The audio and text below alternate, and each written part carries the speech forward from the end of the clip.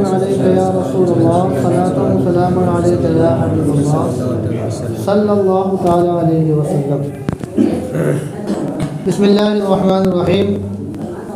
وعن ابن عمر قال کان رسول اللہ صلی اللہ تعالی علیہ وسلم یقرأ السجدۃ ونحن عنده فیسجد ونسجد معه فتزدحم حتى ما يدل احدنا لجبهته موضعا يسجد عليه۔ حضرت عبداللہ ابن عمر رضی اللہ تعالی عنہما سے روایت ہے، انہوں نے کہا کہ رسول اللہ صلی اللہ تعالی علیہ وسلم سجدے کی آیت پڑھتے اور ہم آپ کے پاس ہوتے تو آپ اور ہم آپ کے ساتھ سجدہ کرتے، بھیڑ لگ جاتی حتیٰ کہ ہم میں کوئی اپنی پیشانی کے لیے جگہ نہ پاتا کہ جس پر سجدہ کرے۔ سجدہ پڑھتے مطلب سجدے کی آیت پڑھتے۔ سجدے اس وقت واجب ہوتے ہیں جبکہ یا تو جس لفظ میں سجدہ ہے وہ لفظ جس آیت میں ہے پوری آیت پڑھی جائے تب واجب ہوتا ہے، یا پھر آگے اور پیچھے ملا کر پڑھی جائے۔ سجدے کے ٹکڑے سے پہلے کوئی لفظ جس لفظ میں سجدہ اگر پڑھا جائے آیت پڑھا سجدہ واجب ہوتا ہے، وہی لفظ پڑھا پوری آیت پڑھا سجدہ واجب ہوگا، یا اس لفظ سے پہلے والے لفظ بعد والے لفظ کو ملا کے پڑھا پوری آیت نہیں پڑھا، لیکن جس لفظ میں سجدہ ہے اس سے پہلا والا لفظ یا اس کے بعد والا لفظ کو ملا کر پڑھا اب بھی سجدہ ہوتا۔ ٹھیک ہے، چلیے اس سے معلوم ہوا اس حدیث شریف سے کہ آیت سجدہ پڑھنے سے بھی واجب ہوتا ہے اور سننے سے بھی واجب ہوتا ہے، جیسا کہ صحابہ کا عمل تھا کہ حضور سجدہ پڑھتے یعنی سجدے کی آیت پڑھتے تو ہم سرکار کے ساتھ ہوتے، حضور بھی سجدہ کرتے ہم بھی آپ کے ساتھ سجدہ کرتے، تو ظاہر پڑھ رہے ہوتے حضور اور حضور بھی سجدہ کر رہے، باقی لوگ کیا کر رہے ہیں؟ سن رہے ہیں۔ تو معلوم ہوا کہ سجدہ جس طرح سے پڑھنے سے واجب ہوتا ہے ویسے ہی سننے سے بھی واجب ہوتا ہے۔ ایک دوسرے یہ بھی کہ یہ سجدہ کرنا بڑا اہم ہے، کیونکہ اس میں ہے کہ بھیڑ لگ جاتی ہے، یعنی شوق میں لوگ نہیں سجدہ کرنا ہے، سب لوگ سجدہ کریں، گویا کہ بہت اہم ہے۔ قرآنی سجدے جو ہیں وہ بہت اہم ہے کہ بھیڑ لگ جاتی ہے، سارے کے سارے صحابہ کیا کرتے ہیں؟ سجدہ کرتے۔ تو اس سے سجدے کی آیت کی اہمیت اور سجدہ کرنے کی اہمیت پتہ چلتی ہے۔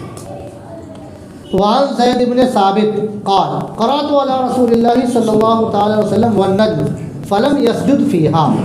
حضرت زید بن ثابت رضی اللہ تعالی عنہ سے روایت، انہوں نے کہا کہ میں نے رسول اللہ صلی اللہ علیہ وسلم کے سامنے والنجم پڑھی، آپ نے اس میں سجدہ نہ کیا۔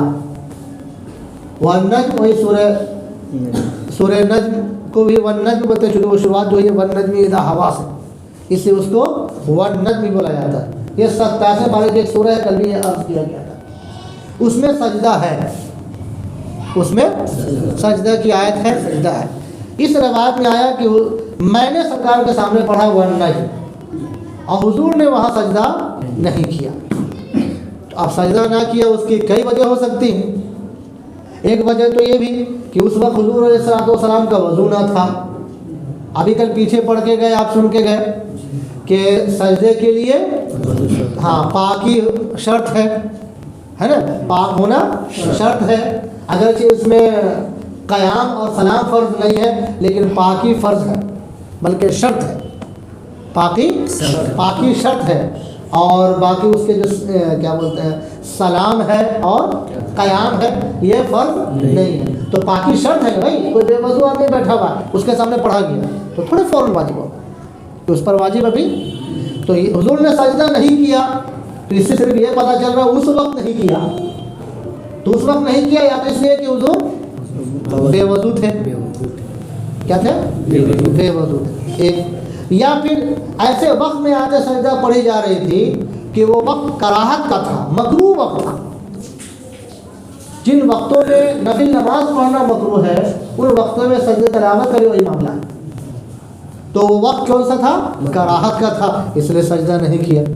ٹھیک ہے، دو یا تیسری صورت یہ بھی کیونکہ سجدہ اس وقت ممنوع ہوتا ہے، یا یہ بھی وجہ ہو سکتی ہے کہ فوراً کچھ نہ تو کراہت کا تھا نہ بے وضو تھے، ساری چیزیں تھیں، لیکن نہیں کیا اس لیے تاکہ یہ تعلیم ہو جائے کہ فوراً واجب نہیں ہوتا ہے. سجدہ واجب تو ہے لیکن کل ہی عرض کیا گیا تھا کہ سجدہ تلاوت جو ہے یہ واجب علی التراخی ہے، یعنی تاخیر سے مہلت سے واجب ہوتا ہے، اس میں مہلت ہے، مرنے سے پہلے سجدہ کر لینا اس کا وقت ہے. تو اس لیے حضور نے اس وقت سجدہ نہیں کیا تاکہ قوم کو، صحابہ کرام کو معلوم ہو جائے کہ فوراً واجب نہیں ہوتا ہے. سجدہ تلاوت فوراً واجب ہے، فوراً کر لے گا تو سبحان اللہ، لیکن فوراً واجب نہیں. اگر وہ 1 گھنٹہ بعد کر رہا ہے تو اس کو گنہگار نہیں کہا جائے. 2 دن بعد کر رہا ہے تو اس کو گنہگار، جیسے عشاء کی نماز کوئی نہ پڑھے کل پڑھے گنہگار ہوگا، فجر کی نماز فجر میں نہ پڑھے بعد میں پڑھے تو گنہگار ہوگا، قضا کرنے کا گناہ ہوگا. لیکن سجدہ تلاوت کا وہ معاملہ نہیں ہے، 2 دن بعد 1 مہینے کے بعد بھی کر رہا ہے تو وہ ادا ہی قضا. ٹھیک ہے، تو اس لیے سرکار نے سجدہ نہیں کیا تاکہ پتہ چلے، معلوم ہو جائے کہ سجدہ تلاوت فوراً واجب نہیں ہوتا، اس میں تاخیر بھی کر سکتے ہیں. یہ سارے وجوہات ہو سکتے ہیں حضور کے سجدہ کرنے. یہ مطلب نہیں ہے کہ سورہ والنجم میں سجدہ نہیں ہے، سورہ والنجم میں سجدہ نہیں ہے، یا پھر یہ کہ سجدہ سنت ہے، سجدہ واجب ہی ہے. یہ وجہ ہو سکتی ہیں سرکار صلی اللہ علیہ وسلم کے سجدہ نہ کرنے کی. وعن ابن عباس قال سجدة صاد ليس من عزائم السجود وقد رأيت النبي صلى الله تعالى عليه وسلم يسجد فيها. وفي رواية قال مجاهد قلت لابن عباس رضي الله تعالى عنه أسجد في صاد فقرأ ومن ذريته داود وسليمان حتى أتى فبهداه مقتدي. فقال نبيكم صلى الله تعالى عليه وسلم ممن أمر أن يقتدي بهم. حضرت ابن عباس رضی اللہ تعالی عنہما سے روایت ہے، انہوں نے فرمایا کہ صاد کا سجدہ، صاد ایک سورہ کا نام ہے، یہ یاسین شریف کے بعد صافات ہے، صافات کے بعد یہ 23واں پارہ ہے سورہ صاد، وہ صاد سے شروع ہی ہے، صاد تو اس کو صاد فرمایا. اس میں حضرت ابن عباس سے روایت ہے، فرماتے ہیں کہ سورہ صاد کا سجدہ فرضی سجدوں میں سے نہیں. ابن عباس فرماتے، ابن عباس کا قول ہے، حضرت عبداللہ ابن عباس کا قول ہے کہ سورہ صاد کا سجدہ فرضی سجدوں میں نہیں ہے. کیا مطلب؟ یعنی اس کی فرضیت نماز اور زکوٰۃ جیسی نہیں ہے. جیسے نماز اور زکوٰۃ کیا ہے؟ فرض ہے، اس کا منکر کافر ہے. نماز اور زکوٰۃ کی فرضیت کا اگر انکار کر دے تو وہ آدمی، انکار کرنے والا مسلمان دائرۂ اسلام سے نکل جائے گا، کافر ہو جائے گا. تو یہ، لیکن یہ جو ہے سجدہ سورہ صاد کا سجدہ یا سجدہ تلاوت جو ہے یہ فرض نہیں ہے بلکہ واجب ہے، جس کا انکار کفر نہیں ہے، جس کا انکار. یہ مطلب ہو سکتا ہے عبداللہ ابن عباس کا کہ سورہ صاد، یہ سورہ صاد کا سجدہ فرضی سجدوں میں نہیں، مطلب اس کی فرضیت نماز زکوٰۃ جیسی نہیں ہے. جیسے نماز اور زکوٰۃ فرض ہے ویسے یہ نہیں ہے بلکہ یہ واجب ہے. یعنی جس کا اس کا انکار کفر ہے اس طرح اس کا انکار. اور یہی حنفیوں کا مسئلہ ہے کہ احناف کے یہاں یہ سجدہ تلاوت واجب ہے. میں نے، یعنی عبداللہ ابن عباس کہتے ہیں، میں نے نبی کریم صلی اللہ علیہ وسلم کو اس میں سجدہ کرتے دیکھا ہے. یعنی فرضی سجدہ میں سے نہیں ہے، نماز و زکوٰۃ جیسے یہ فرض نہیں ہے، لیکن میں نے دیکھا کہ حضور نے سورہ صاد میں کیا کیا ہے؟ سجدہ کیا ہے. تو میں نے دیکھا تو میں بھی کرتا ہوں، تم بھی کرو. جس کے سامنے بول رہے ہیں میں بھی کرتا ہوں تم بھی کرو، کیونکہ حضور علیہ السلام کا یہ عمل ہے اور قرآنی حکم ہے. پیچھے آیت ہم نے پڑھ دیا کہ کس طرح سے سجدہ تلاوت واجب ہے. اور ایک روایت میں ہے، مجاہد کہتے ہیں، مجاہد حضرت عبداللہ ابن عباس کے شاگرد بھی ہیں، یہ تابعین میں سے بہت بڑے عالم قاری. 30 مرتبہ انہوں نے قرآن پاک کو تفسیر کے ساتھ عبداللہ ابن عباس سے پڑھا. 30 مرتبہ قرآن کریم کو تفسیر کے ساتھ. قرآن کریم کو تفسیر کے ساتھ حضرت عبداللہ ابن عباس سے ان کو بحر العلوم سرکار صلی اللہ علیہ وسلم نے فرمایا حبر امت فرمایا، امت کے سمندر ہے بحر العلوم سبحان اللہ عبداللہ ابن عباس، تو ان سے انہوں نے پڑھا کتنی مرتبہ قرآن کریم کو کس کے ساتھ تفسیر کے ساتھ جی۔ تو یہ مجاہد کہتے ہیں، یہی مجاہد تابعی یہ کہتے ہیں کہ میں نے حضرت ابن عباس سے کہا کہ کیا سورہ صاد میں سجدہ کروں،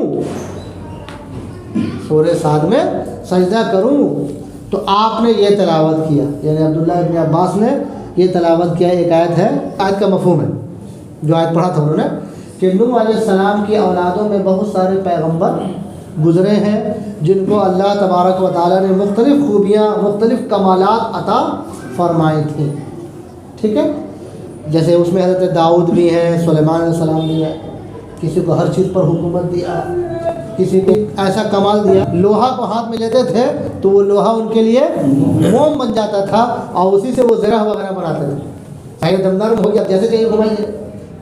تو اور بہت سارے حضرت نوح علیہ السلام کی اولادوں میں پیغمبر گزرے جو مختلف کمالات اللہ نے ان کو دیے۔ تو عبداللہ ابن عباس یہ پڑھتے پڑھتے فرماتے ہیں کہ نبی کو فرمایا گیا فَبِهُدَاهُ مُقْتَدِي، تو تم ان کی پیروی کرو، یعنی نبی کو کہا گیا کہ ان کی پیروی کریں۔ مطلب یہ ہے کہ سورہ صاد میں حضرت داؤد علیہ السلام کا ذکر ہے، سلیمان علیہ السلام کا بھی ذکر ہے، تو اور انہوں نے سجدہ شکر کیا ہے، پیغمبر نے سجدہ شکر کیا ہے، اور نبی کریم صلی اللہ علیہ وسلم کو ان کی اقتداء کا حکم دیا گیا تو حضور نے بھی سجدہ کیا، تو مطلب یہ ہے کہ تم بھی سجدہ کرو، ٹھیک ہے۔ اب یہاں پہ ایک بڑا عظیم سوال ہوتا ہے کہ حضور کو اقتداء کرنے کا حکم دیا گیا، یعنی اتباع کرنے کا حکم دیا گیا، اتباع کا کیا مطلب؟ بڑی قیمتی بات ہے۔ گزشتہ انبیاء کرام کو جو کمالات ملے ہیں، اللہ تعالیٰ نے ان کو کمالات عطا فرمائے ہیں، وہ ساری خوبیاں سارے کمالات سرکار صلی اللہ علیہ وسلم کو بھی دیے گئے۔ مطلب یہ ہے کہ جو اخلاق الگ انبیاء کرام کے تھے ان اخلاق کو آپ اختیار کریں، جیسے وہ کرتے تھے وہ کریں۔ یہ مطلب نہیں ہے کہ جو کام انہوں نے کیا ہے وہ سارے کام آپ کریں، کیونکہ اسلام جو ہے یہ ناسخ، اسلام نے گزشتہ دین کو منسوخ کر دیا، گزشتہ دین کے بہت سارے احکامات کو قرآن نے کیا کر دیا؟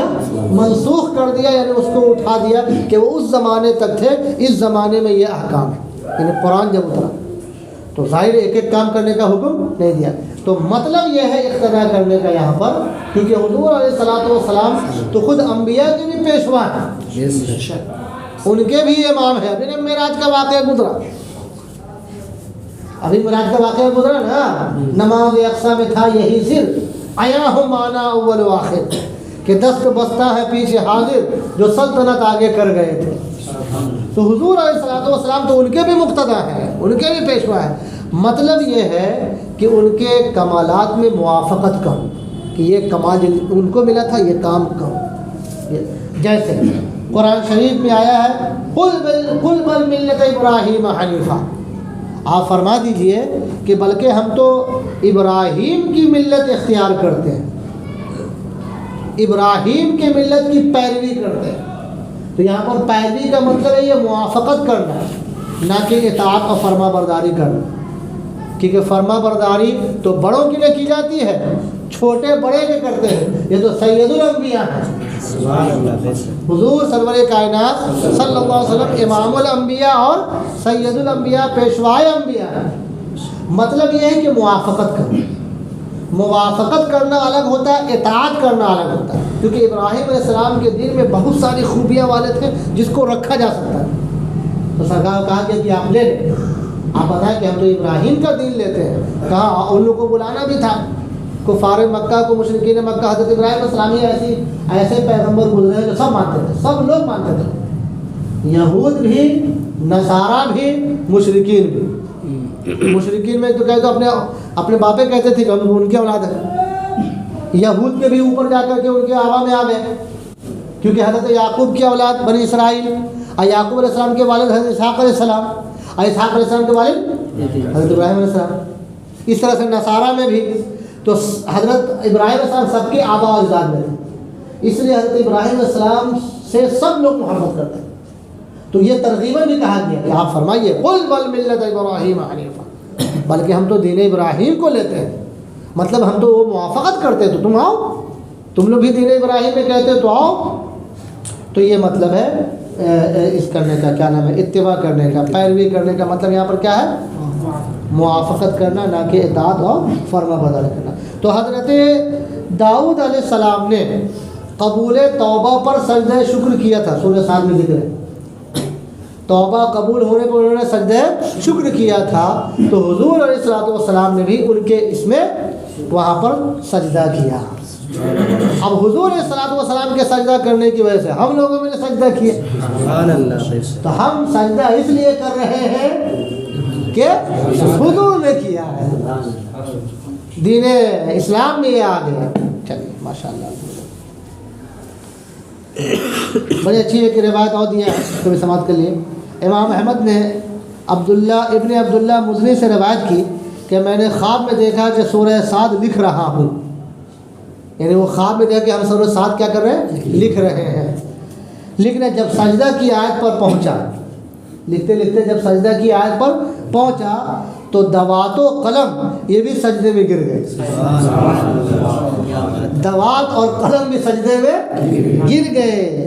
میں نے یہ قصہ حضور انور صلی اللہ علیہ وسلم کی بارگاہ میں عرض کیا، میں نے اس کے بعد دیکھا کہ حضور صلی اللہ علیہ وسلم بھی یہاں ہمیشہ سجدہ کرتے تھے۔ اس سے معلوم ہوا کہ سورہ صاد کا سجدہ دوسرے سجدوں کی طرح واجب ہے، جیسے دیگر مقام پر سجدے تلاوت میں سجدہ کیا ہے؟ واجب ہے، ایسے سورہ صاد میں جو سجدہ آیا ہے وہ بھی واجب ہے۔